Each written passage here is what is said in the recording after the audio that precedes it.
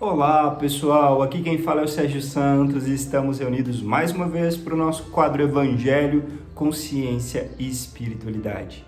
O nosso objetivo é trazer as reflexões e ensinamentos do Mestre Jesus, conectando com a ciência do mundo moderno. Vamos dar início com a nossa prece. Deus, Pai de amor, gratidão por mais uma vez podermos aprender, estudar, crescer e nos iluminarmos com o amparo de mais alto. Abençoe a cada um nas suas necessidades mais íntimas, encarnados e desencarnados, para que consigamos continuar crescendo cada vez mais. Que assim seja. Muito bem. E o nosso primeiro texto de hoje é o Evangelho de Jesus Cristo, segundo Lucas, comentado por Emmanuel e psicografado por Chico Xavier. E o tópico de hoje é o seguinte, Lucas, capítulo 6, versículo 35. Todavia, amai os vossos inimigos. Inimigos. A afirmativa do Mestre Divino merece meditação em toda parte. Naturalmente que a recomendação quanto ao amor aos inimigos pede uma análise especial. A multidão, em geral, não traduz o verbo amar senão pelas atividades cariciosas. Para que um homem demonstre capacidade efetiva ante os olhos vulgares, precisará movimentar imenso cabedal de palavras e atitudes externas. Quando sabemos que o amor pode resplandecer no coração das criaturas sem qualquer exteriorização superficial. Porque o Pai nos confira experiências laboriosas e rudes na Terra, ou noutros mundos, não lhe podemos atribuir qualquer negação de amor. No terreno a que se reporta o amigo divino, é justo nos detenhamos em legítimas ponderações. Onde há luta, há antagonismos, revelando a existência de circunstâncias com as quais não será lícito concordar, tratando-se do bem comum. Quando o Senhor nos aconselhou a amar os inimigos, não exigiu aplausos aos que roubam ou destroem, deliberadamente, e nem mandou multiplicarmos as asas da perversidade ou da má-fé.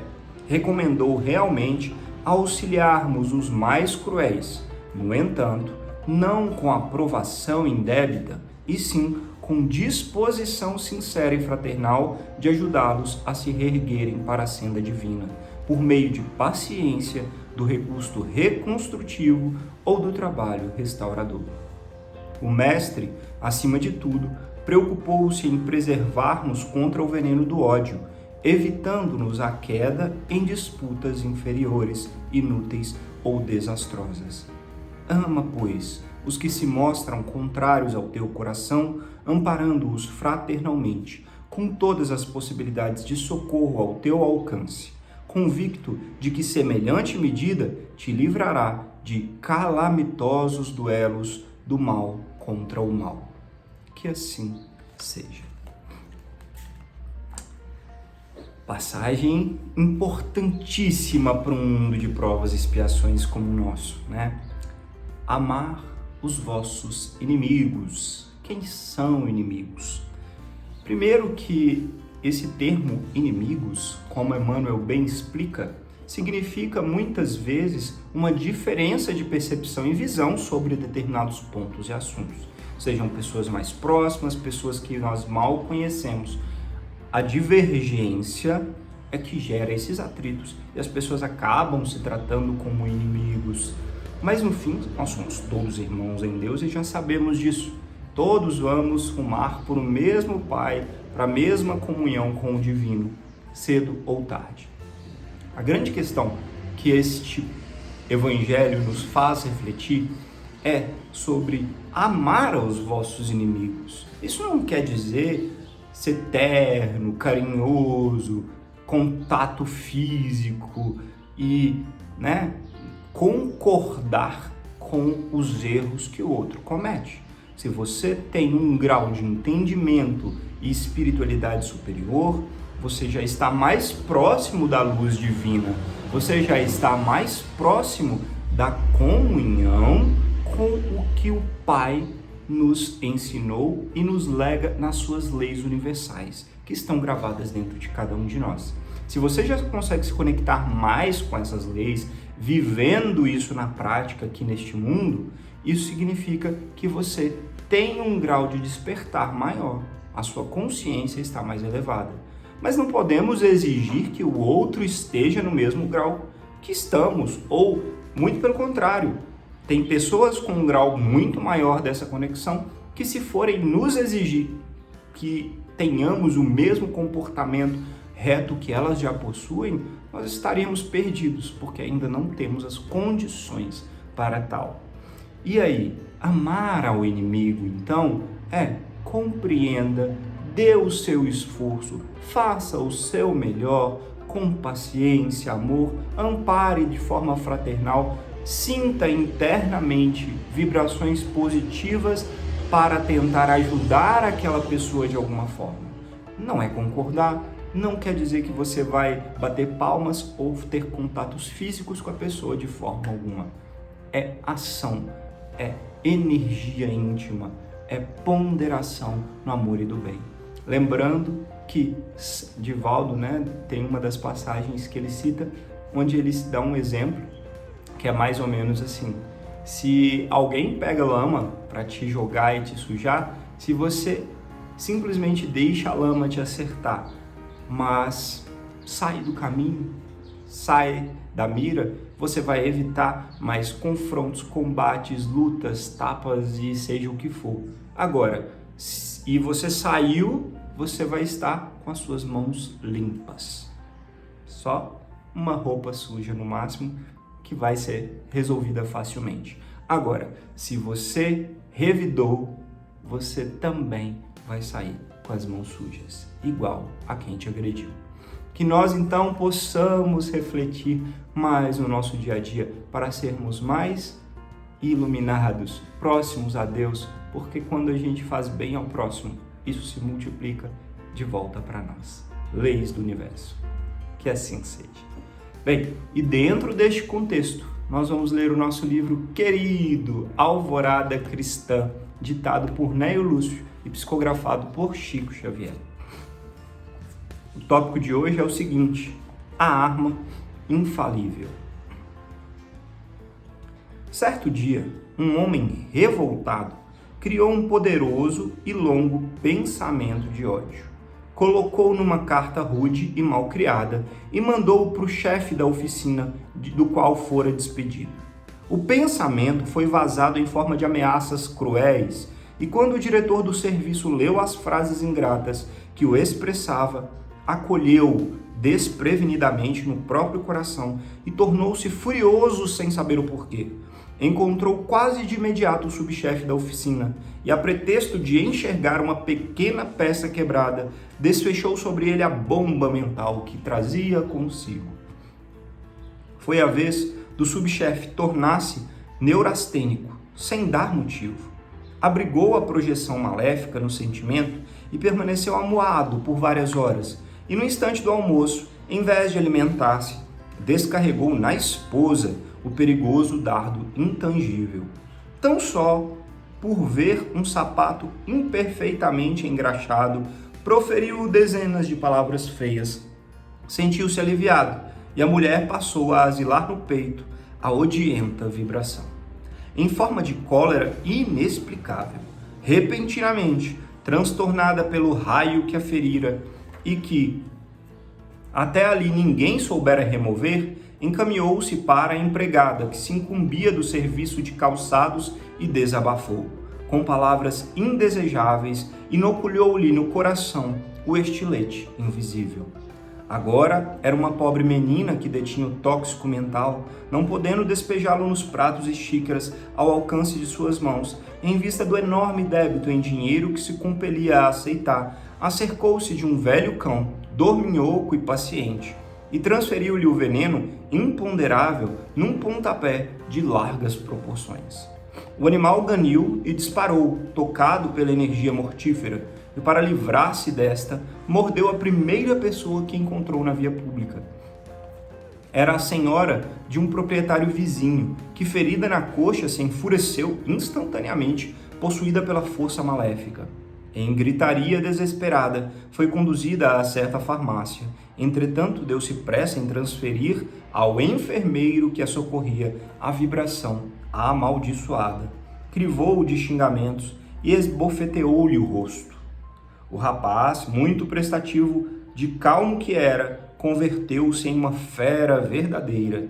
Revidou os golpes recebidos com observações ásperas e saiu alucinado para a residência, onde a velha e devotada mãezinha o esperava para a refeição da tarde. Chegou e descarregou sobre ela toda a ira de que era portador. Estou farto, bradou. A senhora é culpada dos aborrecimentos que me perseguem. Eu não suporto mais essa vida infeliz. Fuja de minha frente. Pronunciou nomes terríveis, blasfemou, gritou colérico qual louco.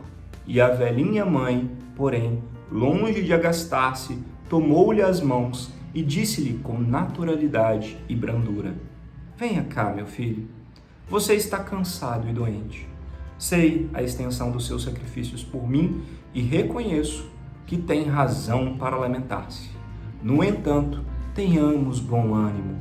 Lembremo-nos de Jesus. Tudo passa nessa terra. Não nos esqueçamos do amor que o Mestre nos legou. Abraçou-o comovida e afagou-lhe os cabelos. O filho demorou-se a contemplar-lhe os olhos serenos e reconheceu que havia no carinho materno tanto perdão e tanto entendimento que começou a chorar, pedindo-lhe desculpas. Houve então, entre os dois, uma explosão de íntimas alegrias. Jantaram felizes e oraram em sinal de reconhecimento a Deus. A projeção destrutiva do ódio morrera, afinal, ali, dentro de um lar humilde, diante da força infalível e sublime do amor. Que assim seja. História linda, né? Esse livro é uma preciosidade, né? E o Lúcio sempre trazendo só mensagens magníficas para nossa reflexão e crescimento. Esse trecho, ele é algo que todos nós já vivenciamos em algum momento.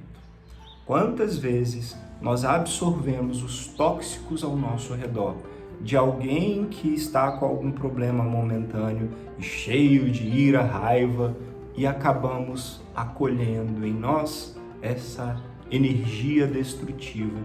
E o pior, ao invés de fazermos ela morrer em nós, trabalhando com equilíbrio, meditação, respiração, leituras construtivas, serenando a mente, o coração e a alma, nós muitas vezes nos equivocamos e acabamos transferindo essa energia para alguém que nos cerca, desde plantas, né, objetos, até e principalmente pessoas e seres vivos que convivem conosco no dia a dia, ou às vezes que encontramos na rua. E, infelizmente, nós geramos um ciclo de ódio e rancor, porque como essa história nos conta, essas energias tóxicas vão passando de um para o outro, para o outro, para o outro, e se multiplicando de forma indefinida, até que alguém tenha a virtuosidade de quebrar a corrente. E quantas vezes? Às vezes a gente está estressado por causa de notícias que viu. Olha, nem foi, às vezes, um tóxico gerado por uma outra pessoa diretamente com contato. Virtualmente no nosso mundo hoje, com as notícias, com imagens, mensagens, quantas vezes são geradas em nós energias deletérias, inquietantes, negativas, e nós acabamos descontando o nosso mau humor em quem está ao nosso redor. E aí que entra: vigiai e orai, meu filho. Vigia o teu pensamento e o teu coração e ore por amparo, socorro e auxílio, porque todos nós precisamos. E nessa história, a mãe é mãe, não tem jeito, né? A mãezinha com amor, um espírito sereno, devotada, que recebeu palavras agressivas e injustas do filho, ao invés de ficar chateada, remoendo, mas eu te criei, eu te carreguei 9 meses, não. Nada de devolver, porque sempre tudo tem dois lados, né? Se alguém fez algo que nos magoa, provavelmente nós fizemos algo que para nós não era significante, mas para outra pessoa é. É sempre assim.